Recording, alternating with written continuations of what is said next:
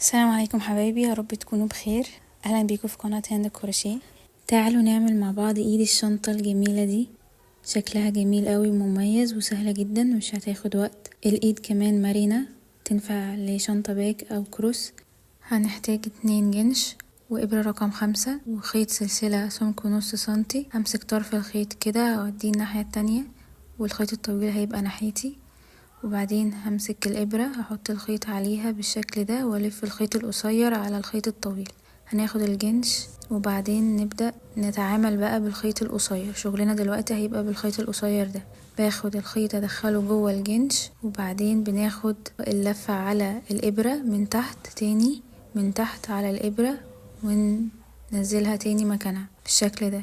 هعملها تاني، مش بدخل من ورا، بدخل من قدام من تحت الإبرة، وأقوم لفة الخيط من ورا على الجنش، والخيط القصير ده بدخله تاني جوه الجنش. كده عملت حلقتين. هنكرر بنفس الفكرة. ركزوا هنا، مش باخد الخيط من ورا، باخده من قدام. ندخل بالخيط من تحت الإبرة من قدام، وبعدين ناخد الخيط ندخله جوه الجنش. هكمل لحد ما يبقى معايا 5 حلقات. هو ده اللي انا هكتفي بيه، العرض اللي انا عايزاه لايد الشنطة. ممكن تعمله اكتر او اقل. عايزة الفت نظركم هنا لحاجة. شايفين الخيط القصير ده خلص معايا، فكان من الاول كان لازم اطوله. بعيد معاكم كده عشان تثبت الفكرة. هكمل لحد 5 حلقات.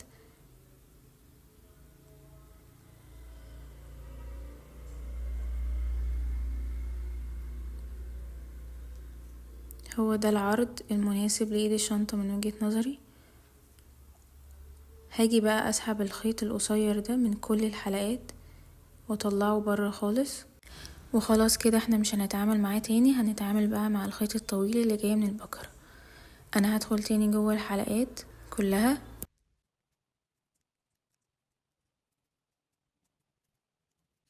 دلوقتي احنا عندنا الخيط الطويل والخيط القصير. هنتعامل مع الخيط الطويل علشان نسحبه. مش هنسحبه بالطريقة التقليدية ان الابرة تكون على الخيط، لا، هنسحبه بالطريقة مختلفة، ان الخيط هو اللي يكون على الابرة عشان التعامل معاه يكون اسهل. هنشوف دلوقتي ازاي.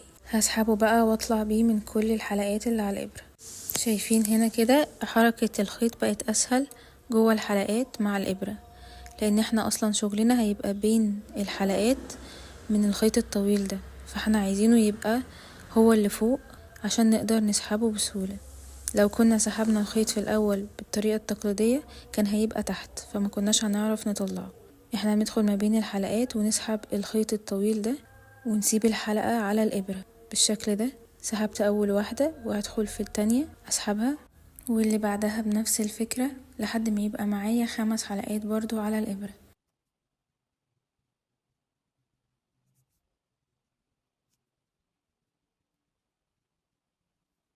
وبعدين بسويهم كده عشان كلهم يبقى في طول واحد، واجي أسحب الخيط الطويل برضو بيكون على الإبرة. أسحبه من كل الحلقات واسيب الحلقة على الإبرة، وهنكرر نسحب ما بين الحلقات الخيط الطويل لحد ما يبقى معايا 5 حلقات على الإبرة. انا شايفة ان دي اسهل بكتير قوي عن ان احنا نعمل غرز حشو او عواميد وشكلها اشيك. تمام كده، مفيش جديد بقى. خلاص هنكرر بالطول اللي احنا عايزينه بنفس الفكرة بالظبط، وهنشوف مع بعض ازاي نقفلها مع الجنش في النهاية في اخرها.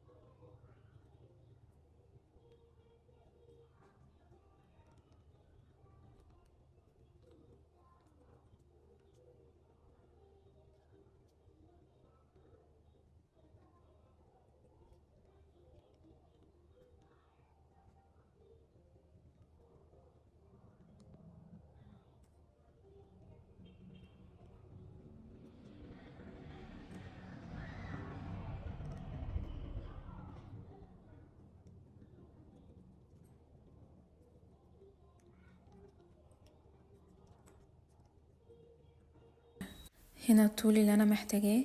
اخر سطر بقى بسيب جزء من الخيط كده وبعدين بقصه، وهسحب الخيط كله من كل الحلقات.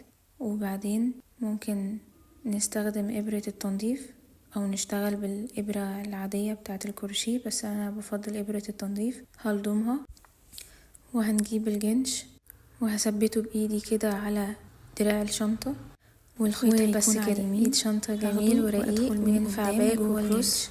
وبعدين شايفين اول حلقة دي في ايد الشنطة. ما ندخل من قدام في النص كده عشان نعمل حلقة نثبتها في الجنش.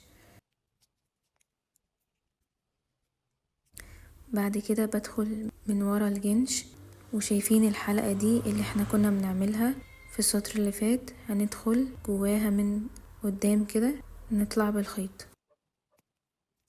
بقى معايا حلقتين على الإبرة، هنكرر بنفس الطريقة، ندخل من ورا جوه الجنش وندخل في الحلقة ونطلع بالخيط لحد ما يبقى معايا 5 حلقات برضو على الجنش. وهنشوف هنقفل في آخر السطر ازاي. تعالوا بقى نكملها بإبرة الكروشيه. احنا ممكن نعملها بإبرة التنظيف عادي، بس هعملها بإبرة الكروشيه عشان لو حد حابب يعملها من البداية بالإبرة يبقى عارف بتتعمل ازاي. احنا بندخل برضو بالخيط من ورا الجنش، وبعدين الحلقة الأخيرة دي بدخل جوه الحلقة من ورا بالإبرة واسحب الخيط زي اللي كنت بعمله بإبرة التنظيف بالظبط. ودي كده آخر حلقة. هنبدأ نداري الخيط ده جوه دراع الشنطة، نداريه كويس عشان ما يفكش.